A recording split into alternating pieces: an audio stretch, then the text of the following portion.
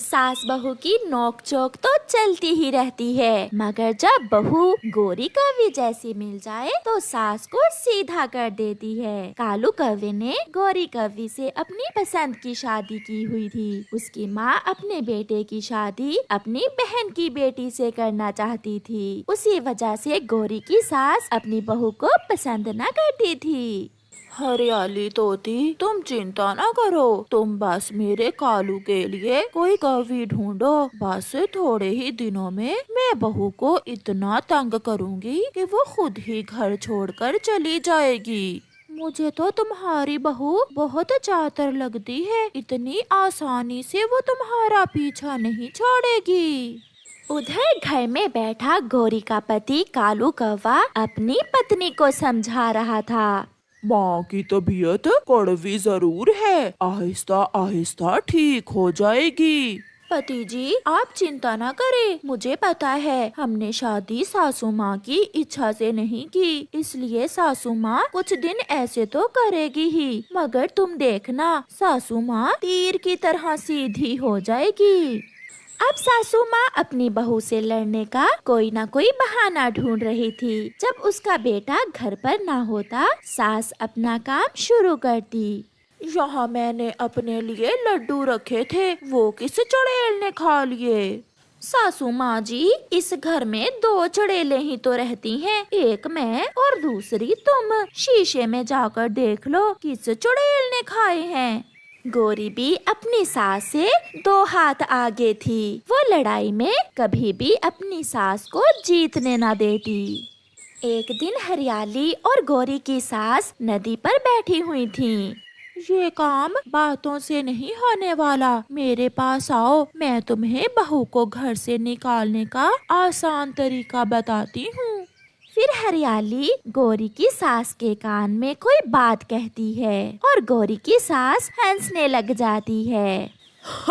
अब तो बहू घर से जरूर जाएगी, अच्छा उपाय बताया है हरियाली सहेली तुमने मुझे। जब गोरी की सास घर में जाती है तो गोरी रसोई में खाना बना रही थी और गोरी की सास गोरी से कहती है, बहू, अगर खाना बन गया है तो जाओ और नदी से पानी ले आओ।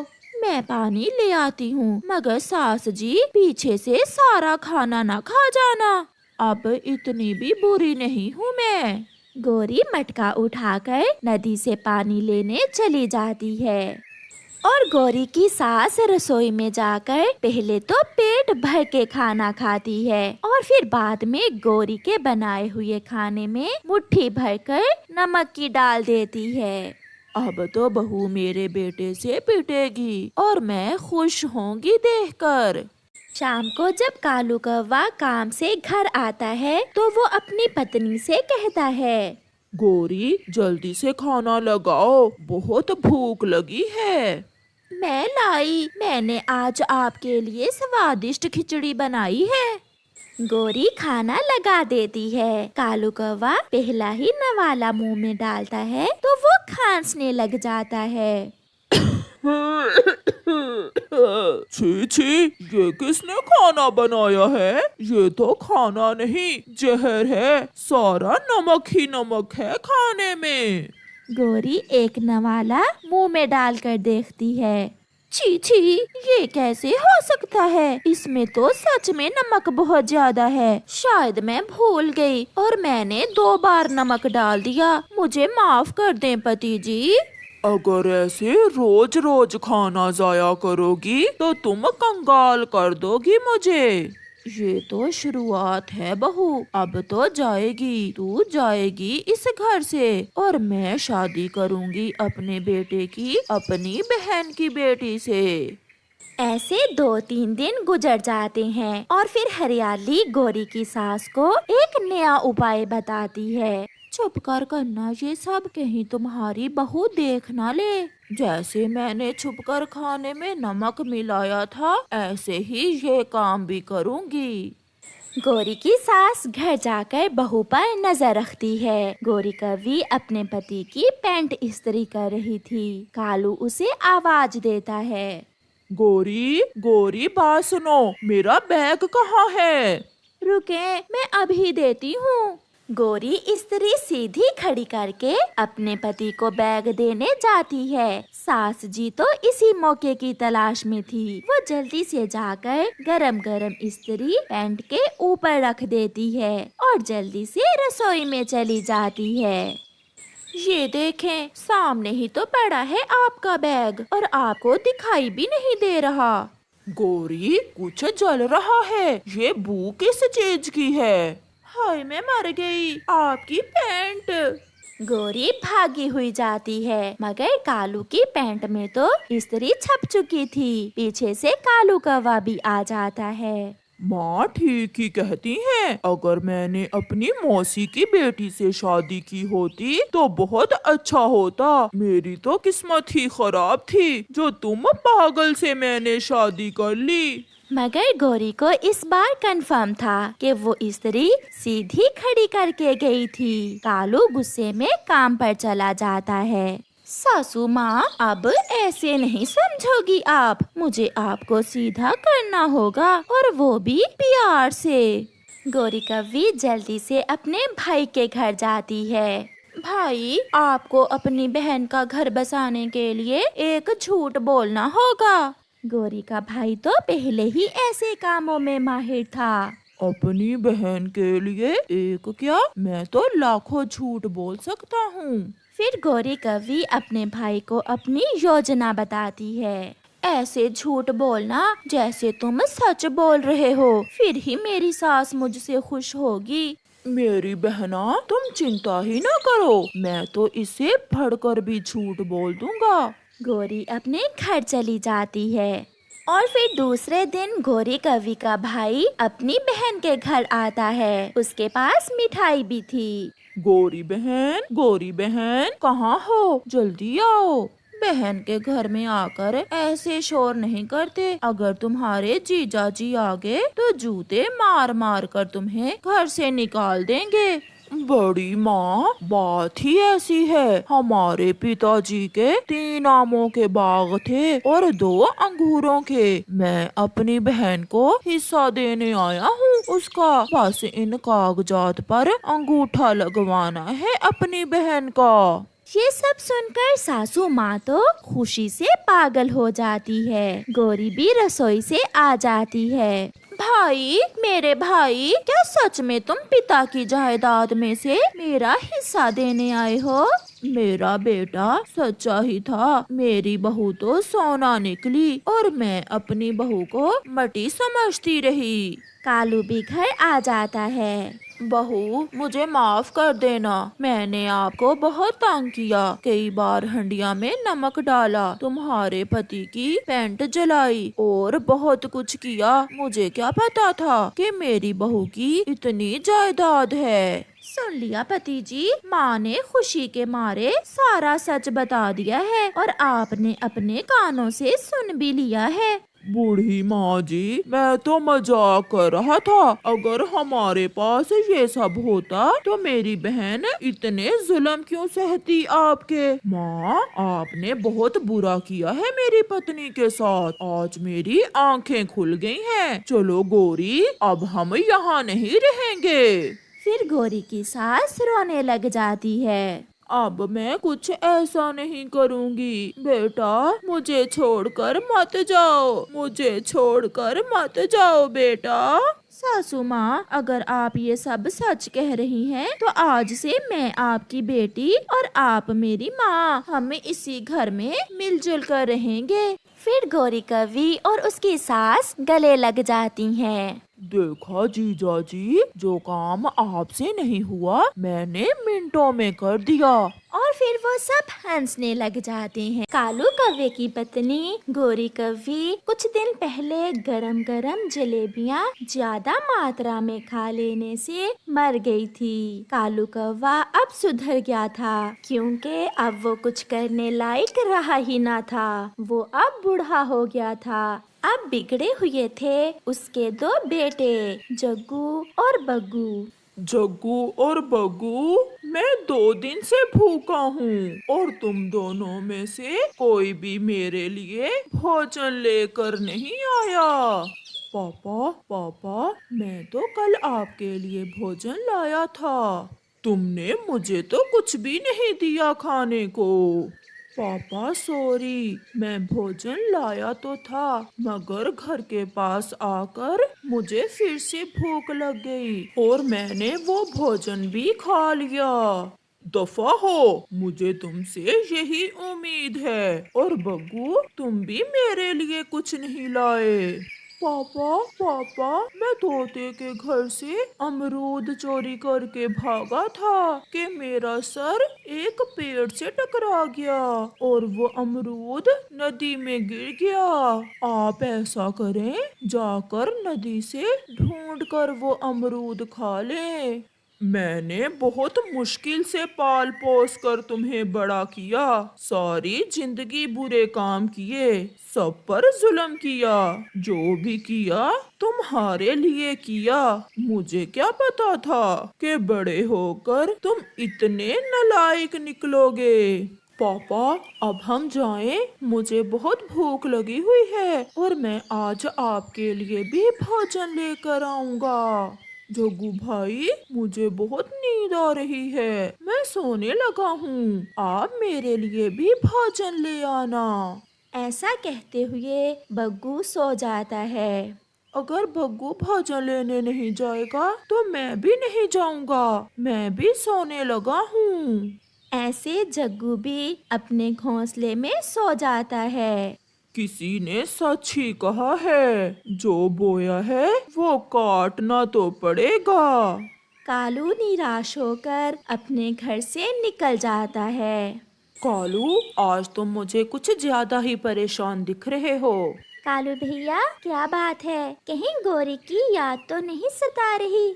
आप मेरे बचपन के दोस्त हो, आप अच्छे से जानते हो मैंने अपने बेटों को पालने के लिए कितना कुछ किया।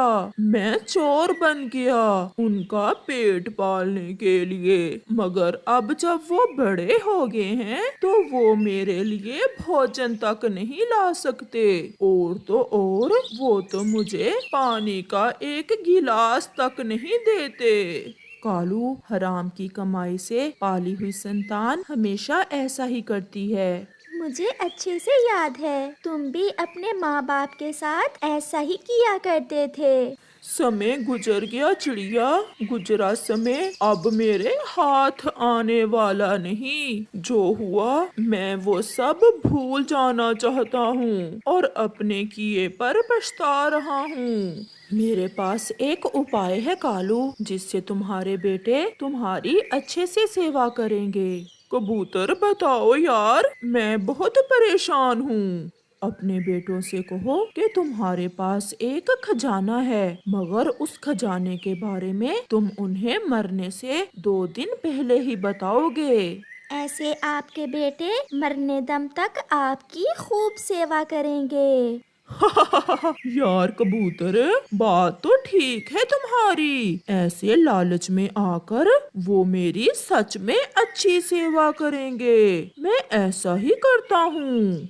फिर जब शाम को कालू कौवा घर जाता है तो उसके बेटे घर में ही बैठे हुए थे। पिताजी, देखें, मैं आपके लिए एप्पल लाया हूँ, मैं इसे खा भी सकता था, मगर मैं आपके लिए लाया। जग्गू और बग्गू, मेरे पास आ जाओ, मैं तुम्हें एक राज की बात बताना चाहता हूँ।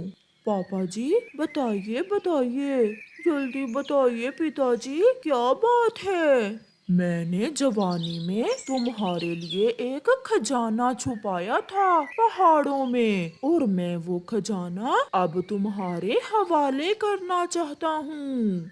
ये सुनकर जग्गू और बग्गू बहुत खुश हो जाते हैं। जरूर पापा ने कोई बड़ा बैंक ही लूटा होगा, हमारे पापा बहुत ग्रेट हैं। परंतु मैं उस खजाने के बारे में तुम्हें अभी नहीं बताऊंगा कि वो मैंने किस जगह छुपाया था। क्यों पापा, आप हमें बता देना, मेरा आईफोन लेने को बहुत दिल कर रहा है और मैं अपने लिए नई कार लूंगा।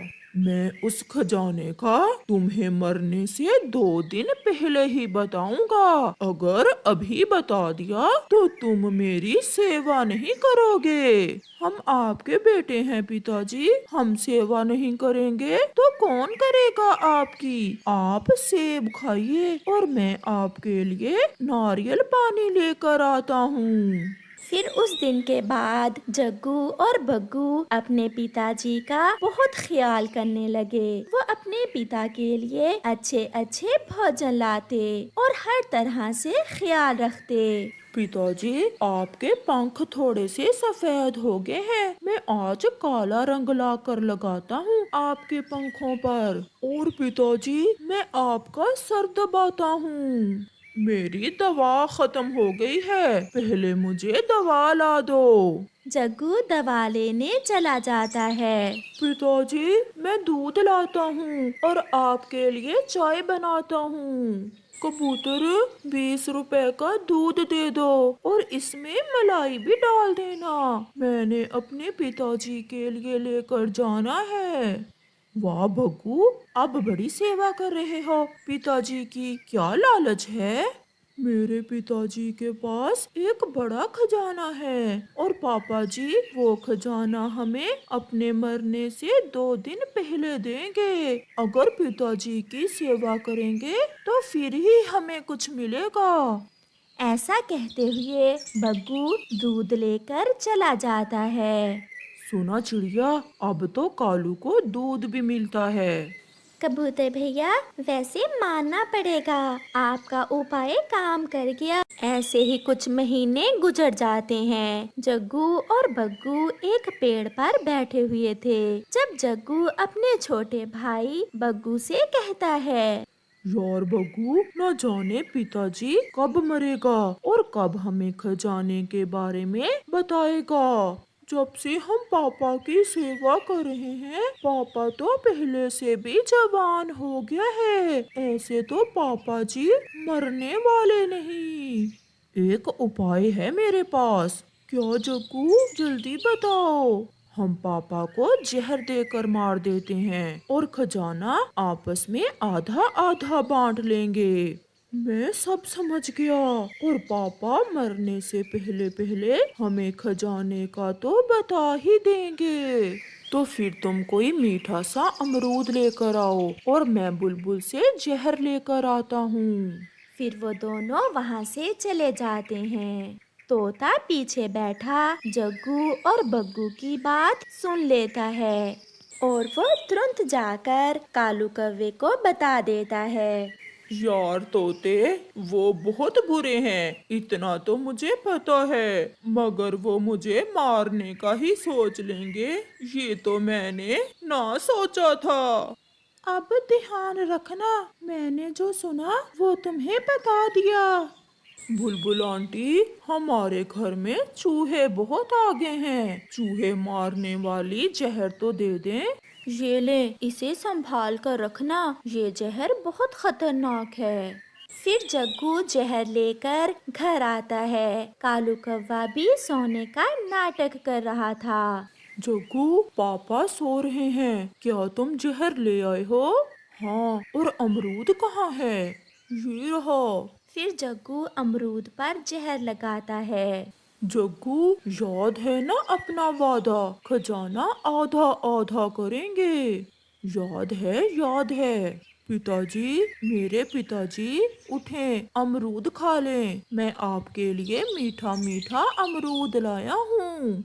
मैंने तुम्हारी सारी बातें सुन ली हैं। आज मुझे पता चल गया कि जिस संतान को पक्षी हराम की कमाई खिलाकर पालते हैं, उनसे कभी भले की उम्मीद ना रखो। मैं अपने दोस्तों के पास जा रहा हूँ और मेरे पास कोई खजाना नहीं है। मैंने तुमसे झूठ बोला था ताकि तुम मेरी सेवा करो।